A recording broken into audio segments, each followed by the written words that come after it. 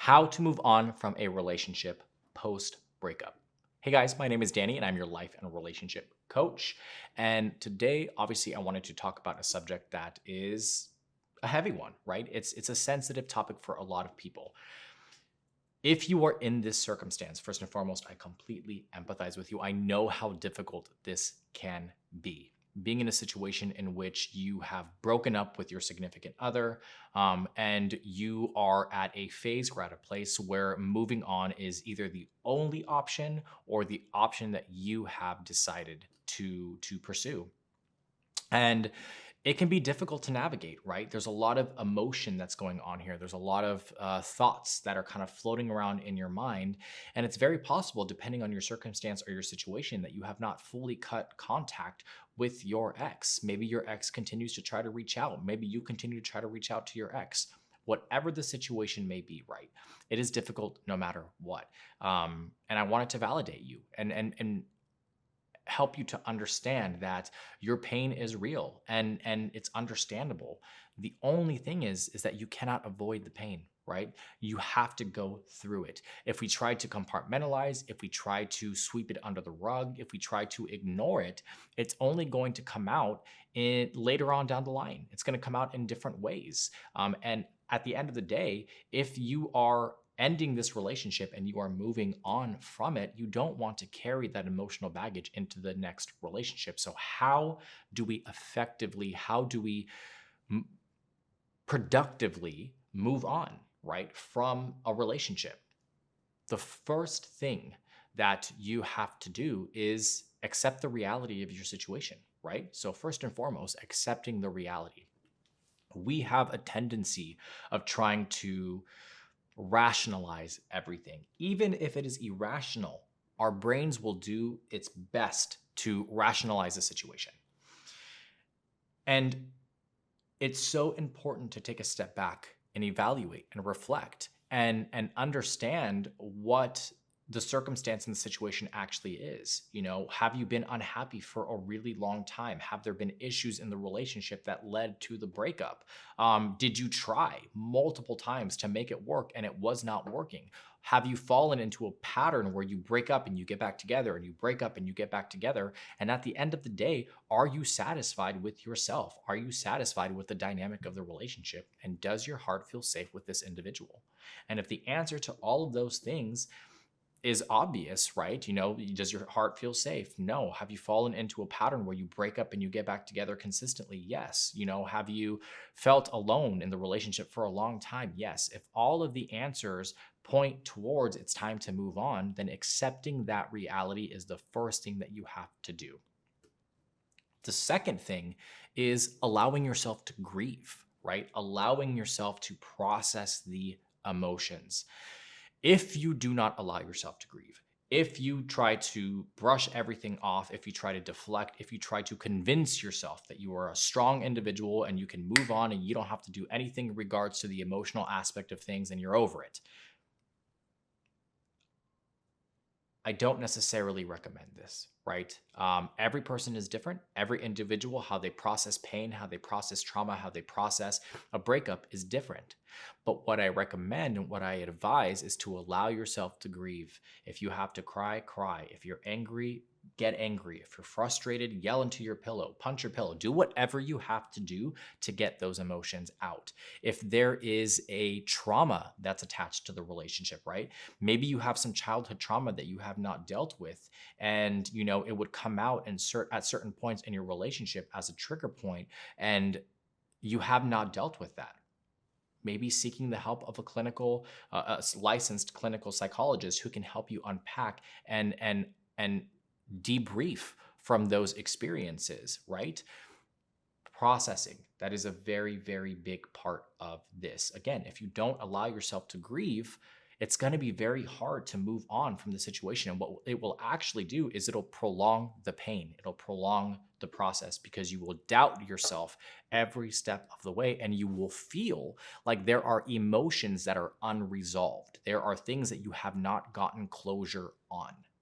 And again, it requires you to grieve to be able to process the emotions, to be able to move on from the situation. The third one is be patient. It's going to take time. Have patience with yourself. And I know this is difficult, right? Because you just want the pain to be over and done with. You just want it gone. You just want to move on. You don't want to think about it anymore. You want to be in the next relationship already. You want to forget about this individual or that they even existed. I get it. But that is not realistically how it works. And the grieving process, like I said, takes time.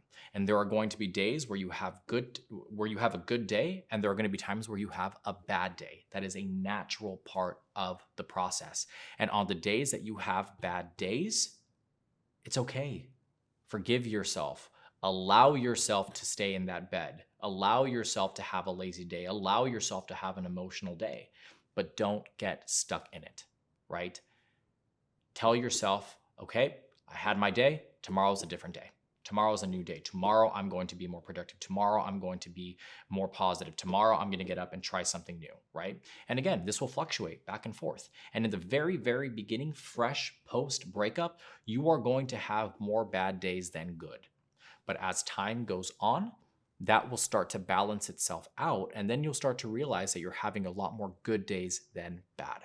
That is when you know you have made significant progress in this process. But like I said, it takes time and there is no going around that. So if you try to fight that, it is going to make the process that much longer, right? It's not necessarily change that is hard, right? It is the resistance to change that makes it hard. So give into the process. Allow yourself to grieve, allow yourself to cry, allow yourself to have bad days, but keep in mind that it will not last forever. The fourth one is utilizing something that I like to call the 3 R's, which is you reevaluate your situation, you reinvest in yourself, and you reinvent yourself. So evaluating your circumstance and your situation and trying to understand how the relationship came to an end, why it came to an end, and the reasons for why you are okay with moving on from the relationship, or maybe the reasons for why you're not okay with moving on from the relationship, right? Introspection. It's a big part of this, and reflecting and understanding yourself and your emotions and where they're coming from and why they're there. And once you have done that work, reinvesting time into yourself, right? Picking up old hobbies that maybe you abandoned during the relationship, focusing on the things that you are really good at and trying them again so that you start to build up that self-confidence and that self-esteem.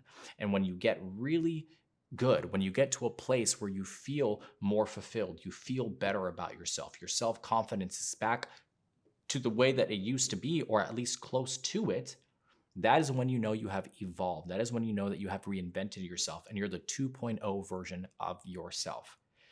That is the moment that you are ready to go back out on the market. That is the moment that you are free of this experience. But like I said, again, it's going to take some time, and understand that. And it's okay. It's totally fine. Forgiving yourself and being patient with yourself is going to be one of the most important things throughout this process. So keep that in mind.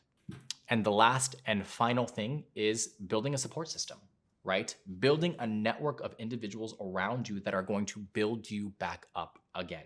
Because if you do not have that, the process is going to take longer. I'm not saying that you do not have the capability to build yourself back up again, right? Because that is what self-reflection is all about. That is what being introspective is all about. That is what working on your mindset and self-developing is about, right? Validating yourself, making yourself feel good. But that does not mean that a support system will not help with that. That does not mean that we don't need a community of people around us to help to build us up. We are naturally social beings. We require community. We require people around us to help us to grow and develop. So whether that be you have a life and relationship coach, right? Whether that be you have a therapist that's helping you work through your traumas. If you have a best friend that you can divulge all this information to and kind of release pressure and vent to, whether that's family, whatever the case may be, building a group of people around you that are going to help to build you up and are going to help you through the process. If you like this video, please make sure you hit the like and subscribe button down below. I love to have open dialogue and communication with people. So if there's something that you think I missed, if you have an opinion about it, if you have any questions, please drop your questions and comments down below. I try to read as many of them as possible. Maybe you just want a little bit more information. You want to dive in a little bit deeper. If you want to do that, please visit us at our website, www.withmyexagain.com. And we have a multitude of different articles and blogs and videos related to this subject and many other subjects as well. If you want to book a one-on-one coaching session with myself or any of the other amazing coaches that we have on the team, you can also do that directly on the website. Again, my name is Danny. I'm your life and relationship coach. I hope you're staying happy and healthy, and I'll see you soon.